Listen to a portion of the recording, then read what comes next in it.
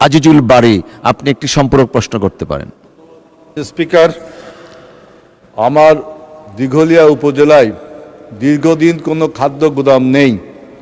এবারও যখন সরকার ধান এবং চাল ক্রয় করলো প্রায় 400 টনের মতো, আমরা সেটা 500 থেকে 600 টন উন্নীত করেছি। কিন্তু যেহেতু খাদ্য গুদাম নেই, এই ধানগুলো আমাদের বিক্রয় করতে হয় নদী পার হয়ে ফুলতলা নামক একটি উপজেলায়। সেখানে স্থানীয় মধ্যস্বত্বভোগীদের খপ্পরে পড়ে মাননীয় সদস্য, আমার দিঘলিয়া উপজেলায় নতুন করে খাদ্য গুদাম নির্মাণ করা হবে কিনা, যেহেতু আগেও ছিল না কোনো খাদ্য গুদাম, এখনও কোনো খাদ্য গুদাম নেই।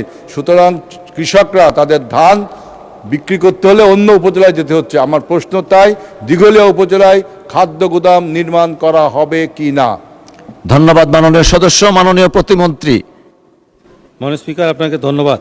আপনার মাধ্যমে মাননীয় সদস্য মহোদয়কে ধন্যবাদ। এখানে যে সমস্ত উপজেলায় খাদ্য গুদাম নেই, এই সমস্ত উপজেলাগুলোতে খাদ্য গুদাম নির্মাণ করার জন্য পরিকল্পনা নেওয়া হয়েছে। আমরা পরীক্ষা নিরীক্ষা করে দেখব, দেখে দিঘলিয়া উপজেলায় মাননীয় সংসদ সদস্য মহোদয়ের বা এলাকাবাসীর চাহিদা মোতাবেক খাদ্য গুদাম নির্মাণের ব্যবস্থা গ্রহণ করা হবে। মাননীয় স্পিকার, আপনাকে ধন্যবাদ।